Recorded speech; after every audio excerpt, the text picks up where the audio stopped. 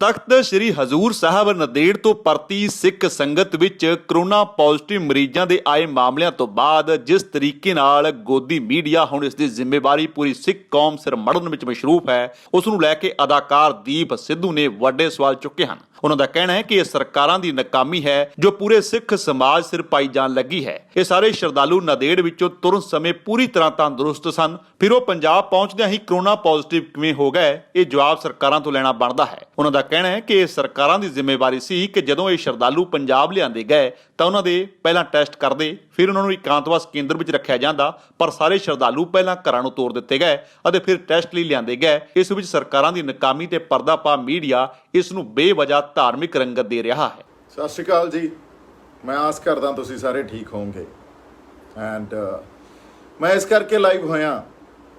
ਇਹ ਗੱਲ ਕਰਨੀ ਬੜੀ ਜ਼ਰੂਰੀ ਆ ਕਿਉਂਕਿ ਮੈਨੂੰ ਕਾਫੀ ਮੈਸੇजेस ਆ ਰਹੇ ਸੀ। ਮੈਨੂੰ ਆ ਰਹੇ ਸੀ ਨਾਂਦੇੜ ਹਜ਼ੂਰ ਸਾਹਿਬ ਤੋਂ ਜਿਹੜੀ ਸਾਡੀ ਸਿੱਖ ਸੰਗਤ ਵਾਪਸ ਆਈ ਆ, ਉਹਨਾਂ 'ਚੋਂ ਬਹੁਤ ਕੇਸਿਸ COVID-19 ਪੋਜ਼ਿਟਿਵ ਨਿਕਲ ਆਏ ਆ। ਸੋ ਇਹ ਜਿਹੜੀ ਗੱਲ ਆ, ਇਹ ਬੜੀ ਗੱਲ ਹੈਰਾਨ ਕਰਨ ਵਾਲੀ ਗੱਲ ਹੋ ਗਈ ਆ। ਉਹ ਕੇਸਿਸ ਪੋਜ਼ਿਟਿਵ ਕਿਵੇਂ ਨਿਕਲ ਆਏ ਆ? ਦੇਖੋ, ਜਦੋਂ ਉਹ ਨਾਂਦੇੜ ਹਜ਼ੂਰ ਸਾਹਿਬ ਬੈਠੀ ਸੀ ਸੰਗਤ, ਉਹਨਾਂ 'ਚੋਂ ਕੋਈ ਵੀ ਕੇਸ ਪੋਜ਼ਿਟਿਵ ਨਹੀਂ ਸੀ। ਉੱਥੇ ਹਜੇ ਵੀ ਬਾਬਾ ਬਲਵਿੰਦਰ ਸਿੰਘ ਜੀ ਆ, ਉਹ ਕਹਿੰਦੇ ਇੱਥੇ ਇਹਨਾਂ ਦਾ 2-3 ਵਾਰੀ ਹੈਲਥ ਚੈੱਕਅਪ ਹੋਇਆ। ਹੈਲਥ ਚੈੱਕਅਪ ਜਦੋਂ ਹੋਇਆ, ਉਹ ਇਹ ਹੋਇਆ ਵੀ ਇਹ ਦੇਖਿਆ ਜਾਂਦਾ ਵੀ ਕਿਸੇ ਨੂੰ ਬੁਖਾਰ ਤਾਂ ਨਹੀਂ ਆ ਜਾਂ ਕੋਈ ਹੋਰ ਇਹੋ ਜਿਹੇ ਲੱਛਣ ਤਾਂ ਨਹੀਂ ਆ ਜਿਹੜੇ COVID-19 ਜਾਂ ਕਰੋਨਾ ਵਾਇਰਸ ਨਾਲ ਮੇਲ ਖਾਂਦੇ। ਹੁਣ ਤਾਂ ਕਿਸੇ 'ਚ ਵੀ ਇਹੋ ਜਿਹਾ ਕੋਈ ਲੱਛਣ ਦਿਖਾਈ ਨਹੀਂ ਦਿੱਤਾ। ਹੁਣ ਜਦੋਂ ਗੱਲ ਇਹ ਹੈ, ਉੱਥੇ ਸੰਗਤ ਠੀਕ ਠਾਕ ਸੀ, ਉੱਥੇ ਸੇਵਾਦਾਰ ਬੈਠੇ ਆ, ਉਹ ਵੀ ਠੀਕ ਠਾਕ ਆ, ਬਾਬਾ ਜੀ ਆਪ ਵੀ ਬੈਠੇ ਆ, ਉਹ ਵੀ ਠੀਕ ਠਾਕ ਆ। ਹਜੇ ਤੱਕ ਨਾਂਦੇੜ ਸਿਰਫ 2 ਹੀ ਕੇਸ COVID-19 ਪੋਜ਼ਿਟਿਵ ਮਿਲੇ ਆ। ਇੱਕ ਕੋਈ ਮੁਸਲਮਾਨ ਪਰਿਵਾਰ ਦਾ ਤੇ ਇੱਕ ਕੋਈ ਹੋਰ ਬੰਦਾ ਜਿਹੜਾ ਉਹ ਵੀ ਉੱਥੇ ਪੋਜ਼ਿਟਿਵ ਆ। ਸੋ ਇਸ ਕਰਕੇ ਜਿਹੜੀ ਗੱਲ ਆ, ਉੱਥੇ ਸਿਰਫ 2 ਕੇਸ ਪੂਰੇ ਨਾਂਦੇੜ 'ਚ ਪੋਜ਼ਿਟਿਵ ਮਿਲੇ ਆ। ਹੁਣ ਗੱਲ ਇਹ ਦੇਖਣ ਵਾਲੀ ਆ ਵੀ ਇਹਦਾ ਮਤਲਬ ਕੋਈ ਨਾ ਕੋਈ ਅਣਗਹਿਲੀ ਰਾਹ 'ਚ ਜਦੋਂ ਉਹਨਾਂ ਨੂੰ ਲੈ ਕੇ ਆਉਣ ਵੇਲੇ ਹੋਈ ਆ, ਉਸ ਅਣਗਹਿਲੀ ਤੇ ਕੋਈ ਧਿਆਨ ਨਹੀਂ ਦੇ ਰਿਹਾ। ਸਿਰਫ ਗੱਲ ਇਹ ਕੀਤੀ ਜਾ ਰਹੀ ਆ, ਨੈਸ਼ਨਲ ਮੀਡੀਆ ਇਹ ਗੱਲ ਕਰ ਰਿਹਾ। ਮੈਂ ਇਸ ਕਰਕੇ ਰੂਬਰੂ ਹੋਇਆ ਦੈਟ ਸਿੱਖ ਬਣੇ ਮਨੁੱਖੀ ਜਾਂ ਮਾਨਵ ਬੰਬ। ਇਹ ਗੱਲ ਹੁਣ ਤੁਸੀਂ ਆਪ ਦੇਖੋ, ਜੇ ਨੈਸ਼ਨਲ ਚੈਨਲਸ ਤੇ ਜਾਂ ਕਿਸੇ ਮੀਡੀਆ ਪਲੇਟਫਾਰਮ ਦੇ ਜ਼ਰੀਏ ਆਪਾਂ ਇਹੋ ਜਿਹੀ ਗੱਲ ਸੁਣਦੇ ਹਾਂ ਜਾਂ ਲੋਕਾਂ ਨੂੰ ਇਹ ਗੱਲ ਕਰਦੇ ਹਾਂ। ਪਹਿਲਾਂ ਇਹੀ ਗੱਲ ਤਬਲੀਗੀ ਜਮਾਤ ਲਈ ਕੀਤੀ ਗਈ ਤੇ ਉੱਥੇ ਇੱਕ ਖਾਸ ਵਰਗ, ਖਾਸ ਧਰਮ ਨੂੰ ਟਾਰਗੇਟ ਕੀਤਾ ਗਿਆ। ਹੁਣ ਉਹੀ ਗੱਲ ਸਿੱਖਾਂ ਦੇ ਅਗੇਂਸਟ ਕੀਤੀ ਜਾ ਰਹੀ ਹੈ ਤੇ ਇੱਕ ਖਾਸ ਜਮਾਤ ਨੂੰ ਟਾਰਗੇਟ ਕੀਤਾ ਜਾ ਰਿਹਾ। I feel it's really unfortunate, I feel it's really sad, ਕਿਉਂਕਿ ਮੈਂ ਤੁਹਾਡਾ ਧਿਆਨ ਵਾਪਸ ਫੇਰ ਉਸੇ ਗੱਲ ਤੇ ਲੈ ਕੇ ਜਾਣਾ ਜਿਹੜੀ ਗੱਲ ਮੈਂ ਹਮੇਸ਼ਾ ਕਰਦਾ ਹੁੰਨਾ। ਇਹ ਐਡਮਿਨਿਸਟ੍ਰੇਸ਼ਨ ਫੇਲੀਅਰ ਆ, ਇਹ ਪਾਲਿਸੀ ਮੇਕਿੰਗ ਫੇਲੀਅਰ ਆ। ਜਦੋਂ ਲਾਕਡਾਊਨ ਅਨਾਉਂਸ ਹੋਇਆ ਸੀ, ਉਸ ਵੇਲੇ ਗਵਰਨਮੈਂਟ ਨੇ lockdown without any policy, without any planning 4 ਘੰਟਿਆਂ 'ਚ ਲਾਕਡਾਊਨ ਅਨਾਉਂਸ ਕਰਤਾ। ਲੋਕ ਜਿੱਥੇ ਬੈਠੇ ਸੀ ਉੱਥੇ ਫਸ ਗਏ। ਹੁਣ ਜੇ ਫਸ ਗਏ, ਅੱਜ ਕੋਈ ਬੰਦਾ 1.5 ਮਹੀਨੇ ਦਾ ਉੱਥੇ ਬੈਠਾ, ਕੋਈ ਮਹੀਨੇ ਦਾ ਉੱਥੇ ਬੈਠਾ, ਮੰਨ ਲਓ ਆਪਣੇ ਕੋਈ ਆਪਦਾ ਭਰਾ, ਤਾਇਆ, ਚਾਚਾ, ਪਿਓ ਉੱਥੇ ਬੈਠਾ ਹੁੰਦਾ, ਆਪਾਂ ਉਹਨੂੰ ਘਰੇ ਨਹੀਂ ਲੈ ਕੇ ਆਵਾਂਗੇ? ਚਾਹੇ ਰੱਬ ਨਾ ਕਰੇ ਉਹ COVID-19 ਪੋਜ਼ਿਟਿਵ ਹੁੰਦਾ, ਆਪਾਂ ਤਾਂ ਵੀ ਲੈ ਕੇ ਆਵਾਂਗੇ, ਇਲਾਜ ਕਰਾਵਾਂਗੇ, ਆਪਦਾ ਜੋ ਹਿੰਮਤ ਹੋ ਸਕਦੀ ਆ ਉਹ ਕਰਾਂਗੇ। ਤੁਸੀਂ ਤਾਂ ਕਾਰਾਂ ਚੱਕ ਜਾਣ ਨੂੰ ਫਿਰੋ ਵੀ ਅਸੀਂ ਲੈ ਕੇ ਆਉਣੇ ਆ ਜੀ, ਮੇਰਾ ਪਿਓ ਉੱਥੇ ਫਸਿਆ ਜਾਂ ਮੇਰਾ ਭਰਾ ਉੱਥੇ ਫਸਿਆ, ਮੈਂ ਲੈ ਕੇ ਆਉਣਾ।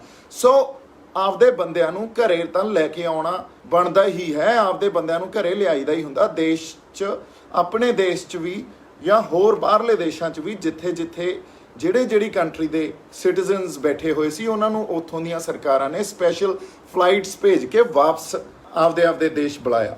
ਸੋ which is now what is important here, the important which we need to look into and what we need to consider is that it's a policy making failure, it's an administration failure which the government could not actually give us. It's a governance failure because ਜਦੋਂ lockdown announce ਹੋਇਆ ਉਸ ਵੇਲੇ ਵੀ government ਦਾ ਹੀ ਇਹ ਜਾਂ ਸਾਡੀ administration ਦਾ ਇਹ ਫਰਜ਼ ਬਣਦਾ ਸੀ ਵੀ ਉਸ ਲਾਕਡਾਊਨ ਨੂੰ ਅਨਾਉਂਸ ਕਰਨ ਵੇਲੇ ਸਾਰੀਆਂ ਗੱਲਾਂ ਨੂੰ ਸੋਚਿਆ ਜਾਣਾ ਚਾਹੀਦਾ ਸੀ। ਹਰ ਗੱਲ ਨੂੰ ਕੰਸੀਡਰ ਕਰਕੇ, ਹਰ ਸਿਚੁਏਸ਼ਨ ਨੂੰ ਕੰਸੀਡਰ ਕਰਕੇ ਲਾਕਡਾਊਨ ਅਨਾਉਂਸ ਕਰਨਾ ਚਾਹੀਦਾ ਸੀ, ਤਾਂ ਕਿ ਹੋ ਸਕਦਾ ਆਪਾਂ ਉਹ ਲਾਕਡਾਊਨ ਹੋਰ ਇੱਕ ਅੱਧਾ ਦਿਨ ਲੇਟ ਕਰ ਦਿੰਦੇ, ਪਰ ਲੋਕ ਆਪਦੇ ਟਿਕਾਣਿਆਂ ਤੇ ਆਪਦੇ ਘਰੋਂ ਘਰੀ ਪਹੁੰਚ ਗਏ ਹੁੰਦੇ। ਬਟ ਇਹ ਕਿਸੇ ਨੂੰ ਮੌਕਾ ਹੀ ਨਹੀਂ ਦਿੱਤਾ ਗਿਆ, ਕਿਉਂਕਿ ਇਸ ਗੱਲ ਨੂੰ ਵਿਚਾਰਿਆ ਨਹੀਂ ਗਿਆ ਉਸ ਵੇਲੇ। ਤੇ ਹੁਣ ਆਪਾਂ ਇੱਕ ਦੂਜੇ ਤੇ ਬਲੇਮ ਗੇਮ ਖੇਡਣ ਦੀ ਕੋਸ਼ਿਸ਼ ਕੀਤੀ ਜਾ ਰਹੀ ਆ। ਫਲਾਣੇ ਬੰਦੇ ਨੇ ਆਹ ਕਰਤਾ, ਫਲਾਣੇ ਬੰਦੇ ਨੇ, ਦੇਖੋ ਹੁਣ ਤਬਲੀਗੀ ਜਮਾਤ ਨੇ ਕਰੋਨਾ ਫੈਲਾਤਾ, ਹੁਣ ਸ਼ਰਧਾਲੂਆਂ ਨੇ, ਜਿਹੜੇ ਸਿੱਖ ਸ਼ਰਧਾਲੂ ਆ ਉਹਨਾਂ ਨੇ ਕਰੋਨਾ ਫੈਲਾਤਾ। I feel it's really sad. Let's not target people, let's not target, it's a governance failure, it's complete administration failure, ਜਿਹੜੀ ਕਿ ਅਸੀਂ ਡਿਜ਼ਰਵ ਕਰਦੇ ਹਾਂ, ਸਾਨੂੰ ਚੰਗੀ ਐਡਮਿਨਿਸਟ੍ਰੇਸ਼ਨ ਮਿਲੇ, ਚੰਗੀ ਗਵਰਨੈਂਸ ਮਿਲੇ, ਪਰ ਉਹ ਗੱਲ ਨਹੀਂ ਕੀਤੀ ਗਈ। ਕਿਉਂਕਿ ਸਰਕਾਰ ਤਾਂ ਜਿਹੜੇ ਵਿਲਫੁਲ ਡਿਫਾਲਟਰਸ ਆ, ਵੱਡੇ ਉਹਨਾਂ ਦੇ ਕਰਜ਼ੇ ਆ ਜਿਹੜੇ, ਉਹਨਾਂ ਨੂੰ ਵੇਵ ਕਰਨ 'ਚ ਲੱਗੀ ਹੋਈ ਆ। ਸਰਕਾਰ ਤਾਂ ਜਿਵੇਂ ਮੈਂ ਕਹਿੰਦਾ ਹੁੰਨਾ, ਧਾਰਮਿਕ ਸਥਾਨਾਂ ਤੇ ਕੌਨਸਨਟਰੇਟ ਕਰਦੀ ਆ, ਸਰਦਾਰ ਵੱਡੀਆਂ ਮੂਰਤਾਂ ਤੇ ਕੌਨਸਨਟਰੇਟ ਕਰਦੀ ਆ। ਅਸੀਂ ਜਿਹੜੇ ਸਾਡੇ ਬੰਦੇ ਆਗੂ ਜਿਹੜੇ ਭਾਏ ਹੋਏ ਆ, ਜਿਹੜੇ ਨਿਰਗੁਣ ਤੇ ਅਕ੍ਰਿਤਕਣ, ਜਿਨ੍ਹਾਂ ਲਈ ਮੈਂ ਇੱਕ ਸ਼ਬਦ ਕਈ ਵਾਰੀ ਵਰਤੂੰਗਾ ਕਿਉਂਕਿ ਮੈਨੂੰ ਬੜੀ ਖਿਝ ਆਉਂਦੀ ਹੈ ਇਸ ਗੱਲ ਤੇ, ਜਦੋਂ ਉਹ ਆਪਦੀ ਰਿਸਪੌਂਸਿਬਿਲਟੀ ਨਹੀਂ ਸਮਝਦੇ ਤੇ ਆਪਦੀ ਰਿਸਪੌਂਸਿਬਿਲਟੀ ਸਿਰਫ ਇੱਥੋਂ ਤੱਕ ਹੀ ਦੇਖਦੇ ਆ ਵੀ ਉਹਨਾਂ ਨੂੰ ਜਾਂ ਉਹਨਾਂ ਦੀ ਪਾਰਟੀ ਨੂੰ ਕਿਵੇਂ ਫਾਇਦਾ ਹੋ ਸਕਦਾ। ਨਹੀਂ, ਇਹ ਫਾਇਦਾ ਜਿਹੜਾ ਜਦੋਂ ਤੁਸੀਂ ਇੱਕ ਕੁਰਸੀ ਤੇ ਬਿਰਾਜਮਾਨ ਹੋ ਜਾਂਦੇ ਹੋ, ਉਸ ਵੇਲੇ ਫਾਇਦੇ ਸਿਰਫ ਤੁਹਾਡੇ ਤੱਕ ਜਾਂ ਤੁਹਾਡੇ ਲੋਕਾਂ ਤੱਕ ਸੀਮਿਤ ਨਹੀਂ ਹੁੰਦੇ। ਉਦੋਂ ਹਰ ਵਰਗ ਦਾ, ਹਰ ਬੰਦੇ ਦਾ, ਹਰ ਇਨਸਾਨ ਦਾ ਭਲਾ ਸੋਚਣਾ ਪੈਂਦਾ। ਸੋ ਇਸੇ ਕਰਕੇ ਸਟੇਟਸਮੈਨ ਪੈਦਾ ਕਰਨੇ ਜ਼ਰੂਰੀ ਹੈ। ਇਸ ਕਰਕੇ ਪੋਲੀਟੀਕਲ ਲੀਡਰਸ ਤੋਂ ਉੱਤੇ ਉੱਠ ਕੇ ਸਟੇਟਸਮੈਨ ਬਣਨਾ ਚਾਹੀਦਾ। ਮੈਂ ਜਿਹੜੀ ਗੱਲ ਤੁਹਾਨੂੰ ਅੱਜ ਇਹ ਕਹਿਣਾ ਚਾਹਣਾ, ਸਦਾ ਨਿਰਮਲ ਸਿੰਘ ਖਾਲਸਾ ਜੀ ਇਸ ਦੁਨੀਆ ਤੋਂ ਵਿਦਾ ਹੋਏ, ਜਾਂ ਉਸ ਵੇਲੇ ਉਹਨਾਂ ਦੇ ਪਿੰਡ ਦੇ ਬੰਦਿਆਂ ਨੇ ਉਹਨਾਂ ਨੂੰ ਸੰਸਕਾਰ ਕਰਨ ਲਈ ਅਲਾਉ ਨਹੀਂ ਕੀਤਾ। ਸਾਡੇ 'ਚ ਇੰਨੀ ਜ਼ਿਆਦਾ ਇਨਸੈਂਸਿਟਿਵਿਟੀ ਇਸ ਕੋਵਿਡ-19 ਜਾਂ ਇਸ ਬਿਮਾਰੀ ਕਰਕੇ ਆ ਗਈ ਵੀ ਅਸੀਂ ਐਡੇ ਜ਼ਿਆਦਾ ਬੇਰੁਖੇ ਤੇ ਇਨਸੈਂਸਿਟਿਵ ਹੋ ਗਏ। ਹੁਣ ਉਹੀ ਬੇਰੁਖੀ ਤੁਸੀਂ ਫੇਰ ਵਾਰ-ਵਾਰ, ਮੈਨੂੰ ਇੱਕ ਬੰਦੇ ਨੇ ਮੈਸੇਜ ਕੀਤਾ, ਕੋਈ ਬਾਂਸਲ ਆ ਬਠਿੰਡੇ ਤੋਂ, ਬਾਈ ਹੁਣ ਨਹੀਂ ਬੋਲਦਾ, ਦੇਖੋ ਹੁਣ ਤੁਸੀਂ ਆ ਇੰਨੇ ਹਜੂਰ ਸਾਹਿਬ ਵਾਲੇ ਬੰਦੇ ਸਾਰੇ ਕੋਵਿਡ-19 ਪੋਜ਼ਿਟਿਵ ਲਿਆਤੇ, ਇਹਨਾਂ ਨੇ ਸ਼ੁਰੂਆਤ ਸ਼ੁਰੂ ਕਰਤੀ, ਬਠਿੰਡੇ 'ਚ ਤਾਂ ਕੋਈ ਕੇਸ ਨਹੀਂ ਸੀ। ਬਾਈ ਜੀ, ਆਪਦੇ ਬੰਦਿਆਂ ਨੂੰ ਵਾਪਸ ਲੈ ਕੇ ਆਉਣਾ ਹੀ ਸੀ। ਸੋਚੋ ਬਾਂਸਲ ਸਾਹਿਬ, ਜੇ ਤੁਹਾਡਾ ਆਪਦਾ ਭਰਾ ਉੱਥੇ ਬੈਠਾ ਹੁੰਦਾ, ਤੁਸੀਂ ਉਹਨੂੰ ਬੁਲਾਉਂਦੇ, ਉਹਦਾ ਇਲਾਜ ਵੀ ਕਰਾਉਂਦੇ। ਪਰ ਗੱਲ ਇਹ ਆ, ਇਸ ਲੋਕਡਾਊਨ 'ਚ ਇਸ ਵੇਲੇ ਗਵਰਨਮੈਂਟ ਨੂੰ ਸਾਨੂੰ ਸਪੋਰਟ ਕਰਨੀ ਚਾਹੀਦੀ ਆ, ਸਾਨੂੰ ਚੰਗੀ ਗਵਰਨੈਂਸ ਦੇਣੀ ਚਾਹੀਦੀ ਆ। ਇਹ ਗਵਰਨਮੈਂਟ ਏਜੰਸੀਜ਼ ਜਾਂ ਐਡਮਿਨਿਸਟ੍ਰੇਟਿਵ ਏਜੰਸੀਜ਼, ਇਹ ਉਹਨਾਂ ਦਾ ਫੇਲੀਅਰ ਆ, ਹੋਰ ਕਿਸੇ ਦਾ ਫੇਲੀਅਰ ਨਹੀਂ ਆ। ਜਦੋਂ ਉਹ ਪਹਿਲੀ ਗੱਲ ਤਾਂ ਉੱਥੋਂ ਚੱਲੇ, ਉਦੋਂ ਉਹਨਾਂ ਤੱਕ ਕੋਈ, ਉਹਨਾਂ 'ਚ ਕੋਵਿਡ-19 ਪੋਜ਼ਿਟਿਵ ਨਹੀਂ ਸੀ, ਕੋਈ ਲੱਛਣ ਨਹੀਂ ਸੀ। ਰਾਹ 'ਚ ਕੋਈ ਗੜਬੜ ਹੋਈ ਆ, ਉਹਨਾਂ ਨੂੰ ਇੰਦੌਰ 2 ਦਿਨ ਰੋਕਿਆ ਗਿਆ। ਐਨੀਵੇਜ਼, ਗੜਬੜ ਕਿਸੇ ਨੇ ਜਾਣ ਕੇ ਨਹੀਂ ਕੀਤੀ, ਅਣਗਹਿਲੀ ਹੋਈ ਆ। ਜਦੋਂ ਅਣਗਹਿਲੀ ਹੋ ਗਈ ਤਾਂ ਇਸ ਟਾਈਮ ਜਦੋਂ ਉਹ ਆਏ, ਪਹਿਲਾਂ ਉਹਨਾਂ ਨੂੰ ਪੰਜਾਬ 'ਚ ਵੀ ਕੁਆਰੰਟਾਈਨ 'ਚ ਰੱਖਣਾ ਚਾਹੀਦਾ ਸੀ। ਇਹ ਕਾਮਨ ਸੈਂਸ ਸੀ, ਜਿਹਨੂੰ ਆਪਾਂ ਕਹਿੰਦੇ ਆ। ਇਹ ਕਿਸੇ ਵੀ ਨਾਰਮਲ ਬੰਦਾ ਵੀ ਇਸ ਗੱਲ ਨੂੰ ਸਮਝ ਸਕਦਾ ਵੀ ਉਹਨਾਂ ਨੂੰ ਘਰੋਂ ਘਰੀ ਨਾ ਭੇਜੋ। ਪਹਿਲਾਂ ਉਹਨਾਂ ਨੂੰ ਘਰੋਂ ਘਰੀ ਭੇਜਿਆ ਗਿਆ, ਉਸ ਤੋਂ ਬਾਅਦ ਬੁਲਾ ਕੇ ਤੁਸੀਂ ਉਹਨਾਂ ਦਾ ਟੈਸਟ ਕਰਦੇ ਹੋ 2 ਦਿਨਾਂ ਬਾਅਦ। It makes no sense. then you are not breaking the chain has already gone further। ਸੋ ਜਦੋਂ ਉਹ ਆਉਂਦੇ, ਉਹਨਾਂ ਦਾ ਕੋਵਿਡ-19 ਟੈਸਟ ਤੁਸੀਂ ਕਰੋ, ਉਸ ਤੋਂ ਬਾਅਦ ਤੁਸੀਂ ਇਹ ਦੇਖੋ ਵੀ ਉਹ ਸਹੀ ਸਲਾਮਤ ਆ, ਤੰਦਰੁਸਤ ਆ, ਤਾਂ ਘਰੋਂ ਘਰੀ ਭੇਜ ਦਿਓ। ਜੇ ਨਹੀਂ ਆ ਤਾਂ ਉਹਨਾਂ ਨੂੰ ਕੁਆਰੰਟਾਈਨ 'ਚ ਰੱਖੋ। ਸੋ ਉਹਨਾਂ ਨੂੰ ਕੁਆਰੰਟਾਈਨ 'ਚ ਰੱਖਣਾ ਜਾਂ ਕੰਪਲਸਰੀ ਕੁਆਰੰਟਾਈਨ 'ਚ ਰੱਖੋ। 14 ਦਿਨਾਂ ਬਾਅਦ ਐਟਲੀਸਟ ਆਪਦੇ ਟਿਕਾਣਿਆਂ ਤੇ ਉਹ ਜਾ ਸਕਦੇ ਆ। ਬਿਕਾਜ਼ ਆਪਾਂ ਨੂੰ ਹਜੇ ਤੱਕ ਵੀ ਸ਼ੋਰ ਨਹੀਂ ਆ ਆਪਾਂ ਕਿੰਨੀ ਦੇਰ ਅੱਗੇ ਇਸ ਲੋਕਡਾਊਨ 'ਚ ਰਹਿਣਾ। ਸੋ ਮੈਂ ਇਹੀ ਗੱਲ ਕਹੂੰਗਾ, ਇਨਸਾਨੀਅਤ ਨੂੰ ਸਮਝੋ। ਗੱਲਾਂ ਇਹਨਾਂ ਧਰਮਾਂ ਤੋਂ, ਇਹਨਾਂ ਜਿਹੜੀਆਂ ਰਾਜਨੀਤਿਕ ਚੀਜ਼ਾਂ ਤੋਂ ਜਾਂ ਸਟੇਟਮੈਂਟਸ ਤੋਂ ਉੱਤੇ ਉੱਠ ਕੇ ਸੋਚੋ। ਜਿਹੜਾ ਮੀਡੀਆ, ਸਾਡਾ ਪੰਜਾਬ ਦਾ ਮੀਡੀਆ ਜਾਂ national media, I really request, ਤੁਸੀਂ ਆਪਦੀ ਰਿਸਪੌਂਸਿਬਿਲਿਟੀ ਨੂੰ ਸਮਝੋ। ਤੁਸੀਂ ਇਹ ਗੱਲ ਨਾ ਕਹੋ ਸਿੱਖ ਸ਼ਰਧਾਲੂਆਂ ਨੇ ਕਰੋਨਾ ਫੈਲਾਇਆ। ਕਿੱਡੀ ਮਾੜੀ ਗੱਲ ਆ ਇਹ। ਕਿਸੇ ਸਿੱਖ ਸ਼ਰਧਾਲੂ ਨੇ ਕਰੋਨਾ ਜਾਣ ਕੇ ਨਹੀਂ ਫੈਲਾਇਆ, ਕਿਸੇ ਸਿੱਖ ਸ਼ਰਧਾਲੂ ਨੂੰ ਕਰੋਨਾ ਜਾਣ ਕੇ ਨਹੀਂ ਹੋਇਆ। ਕਿਸੇ ਦੀ ਕੋਈ ਸਾਜ਼ਿਸ਼ ਨਹੀਂ ਆ, ਅਣਗਹਿਲੀ ਆ, ਪੂਅਰ ਗਵਰਨੈਂਸ ਆ, ਪੂਅਰ ਐਡਮਿਨਿਸਟ੍ਰੇਸ਼ਨ ਆ, ਪੂਅਰ ਪਾਲਿਸੀ ਮੇਕਿੰਗ ਆ। That's what it is. ਅਗਲੀ ਗੱਲ ਜਿਹੜੀ ਮੈਂ ਤੁਹਾਨੂੰ ਇਹ ਕਰਨਾ ਚਾਹੁੰਦਾ, ਦੇਖੋ ਮੇਰੇ ਇਹ ਬਹੁਤ ਖਟਕਦੀ ਆ, ਇਹ ਜ਼ਿਹਨ 'ਚ, ਮੇਰੇ ਦਿਮਾਗ 'ਚ ਖਟਕਦੀ ਆ।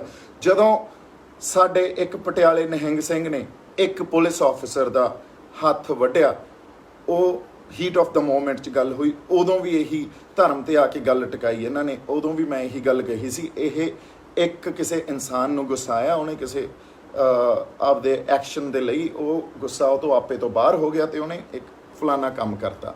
ਹਾਲਾਂਕਿ ਉਸ ਵੇਲੇ ਅਸੀਂ ਪੁਲਿਸ ਦੇ ਨਾਲ ਖੜੇ, ਪੁਲਿਸ ਵਾਲਿਆਂ ਨੂੰ ਇਹ ਕਿਹਾ that is really unfortunate what has happened। ਮੈਂ ਸਪੈਸ਼ਲੀ ਲਾਈਵ ਹੋ ਕੇ ਆਪਦੇ ਬੰਦਿਆਂ ਨੂੰ ਵੀ ਕਿਹਾ ਵੀ ਸਾਨੂੰ ਇੰਟਰਸਪੈਕਸ਼ਨ ਦੀ ਜ਼ਰੂਰਤ ਆ, ਪਰ ਪੁਲਿਸ ਨੂੰ ਵੀ ਕਿਰਦਾਰ ਦਿਖਾਉਣਾ ਚਾਹੀਦਾ ਸੀ।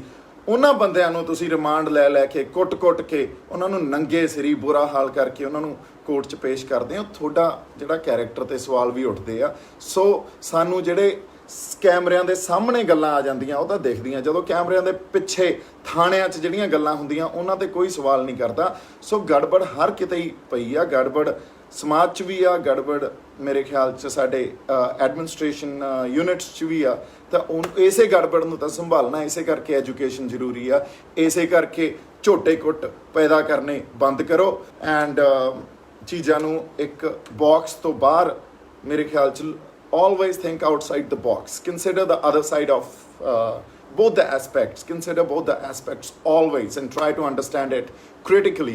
so critically ਜੇ ਆਪਾਂ ਚੀਜ਼ਾਂ ਨੂੰ ਦੇਖੀ ਜਾਂ critically ਆਪਾਂ ਉਹਨਾਂ ਨੂੰ ਅੰਡਰਸਟੈਂਡ ਕਰਨ ਦੀ ਕੋਸ਼ਿਸ਼ ਕਰੀਏ ਤਾਂ ਇਹੀ ਗੱਲ ਆ ਵੀ ਕੋਈ ਧਰਮ ਕਿਸੇ ਦੇ ਲਈ ਮਾੜਾ ਨਹੀਂ ਆ, ਕੋਈ ਵੈਰ ਨਹੀਂ ਸਿਖਾਉਂਦਾ। ਤੁਸੀਂ ਧਰਮਾਂ ਨਾਲ ਜੋੜ ਕੇ ਨਿਊਜ਼ ਦੇਣੀਆਂ ਬੰਦ ਕਰੋ, ਲੋਕਾਂ ਨੂੰ ਧਰਮਾਂ ਦੇ ਵਿੱਚ ਵੰਡਣਾ ਬੰਦ ਕਰੋ। ਮੀਡੀਆ ਵਾਲਿਓ ਤੁਹਾਨੂੰ ਵੀ ਮੇਰੀ ਹੱਥ ਜੋੜ ਕੇ ਬੇਨਤੀ ਆ, ਲੋਕਾਂ ਨੂੰ ਵੀ ਹੱਥ ਜੋੜ ਕੇ ਬੇਨਤੀ ਆ, ਸਿਰਫ ਗੱਲ ਹੋਣੀ ਚਾਹੀਦੀ ਆ ਇਨਸਾਨੀਅਤ ਦੀ ਤੌਰ ਤੇ ਗੱਲ ਹੋਣੀ ਚਾਹੀਦੀ ਆ। ਜੇ ਕੋਈ ਕਰੋਨਾ ਪੋਜ਼ਿਟਿਵ ਆ ਗਿਆ ਜਾਂ ਕੋਈ ਕੋਵਿਡ-19 ਪੋਜ਼ਿਟਿਵ ਆ ਗਿਆ ਤਾਂ ਉਹਨੂੰ ਇਨਸਾਨ ਦੀ ਤਰ੍ਹਾਂ ਹੀ ਦੇਖੋ, ਉਹਨੂੰ ਉਵੇਂ ਹੀ ਦੇਖੋ। ਹੋ ਸਕਦਾ ਤੁਹਾਡਾ ਕੋਈ ਫੈਮਿਲੀ ਮੈਂਬਰ ਹੋਵੇ ਜਾਂ ਇਹ ਦੇਖੋ ਉਹਨਾਂ ਦੇ ਫੈਮਿਲੀ ਤੇ ਕੀ ਬੀਤਦੀ ਹੋਊਗੀ ਜਦੋਂ ਜਿਨ੍ਹਾਂ ਦੇ ਬੰਦੇ ਬਿਮਾਰ ਹੋਣਗੇ। ਜੇ ਤੁਹਾਡਾ ਰੱਬ ਨਾ ਕਰੇ ਕੋਈ ਬਿਮਾਰ ਹੋ ਜਾਏ, ਤੁਸੀਂ ਇਹ ਗੱਲ ਮਨਜ਼ੂਰ ਕਰੋਗੇ ਵੀ ਜੋ ਜਿਸ ਤਰ੍ਹਾਂ ਦੀ ਨੈਗੇਟਿਵਿਟੀ ਫੈਲਾਈ ਜਾ ਰਹੀ ਆ।